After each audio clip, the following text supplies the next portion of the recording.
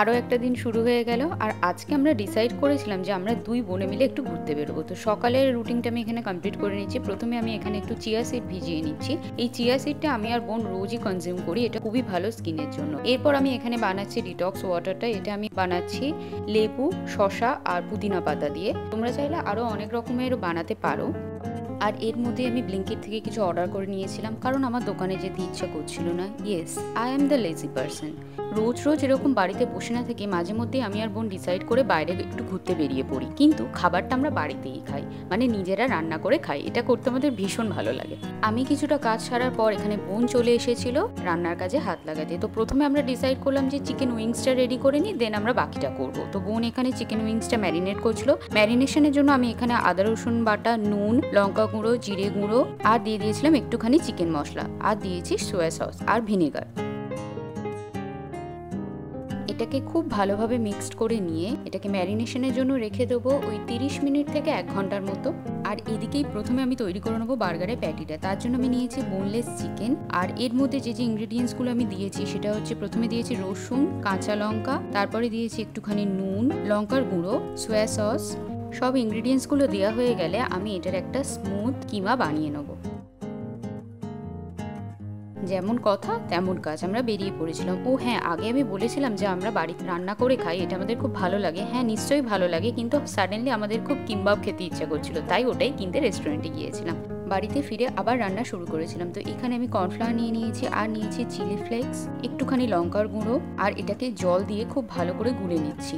আর এটা ব্যাটারটা খানিকটা এরকম হবে। বার্গারের প্যাটিটাতে আমি এখানে মেয়োনিজ দিয়ে মাখিয়ে নিচ্ছি, তাহলে এটা আরও বেশি জুসি হবে।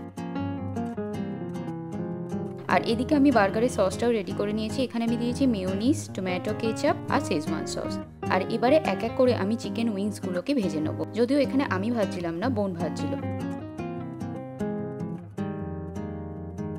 চিকেন উইংসগুলো বেশ লাল লাল মতো হয়ে ভাজা হয়ে গেলে বুঝতে হবে যে এটা হয়ে গেছে। এরপর আমরা এখানে তেলের মধ্যে চিলি ফ্লেক্স, কাঁচা লঙ্কা কুচি, রসুন কুচি দিয়ে আর রেডি করে রাখা সসটা দিয়ে দেবো। ও এই সসটা আমি রেডি করেছিলাম সোয়া সস, ভিনেগার, একটুখানি হানি আর মরিচ গুঁড়ো দিয়ে। এটা দিয়ে আমরা ভালো করে এটাকে নাড়াচাড়া করে নেবো যতক্ষণ না পর্যন্ত এটা বেশ ড্রাই হয়ে যাচ্ছে। এরপর আমরা এখানে তৈরি করে নেবো বার্গারের প্যাটিটা। অল্প একটুখানি তেল দিয়ে একটা একটা করে সমস্ত প্যাটিগুলো ভেজে নেবো। আর আজ আমাদের একটুখানি রেগুলার সাইজ বার্গারের থেকে বড় সাইজ, মানে জাম্বো বার্গার খাওয়ার ইচ্ছা ছিল, সেই জন্য প্যাটিটাও আমরা একটুখানি বড় করেই করেছি। তোমরা চাইলে ছোট করতে পারো, কোনো অসুবিধা হবে না।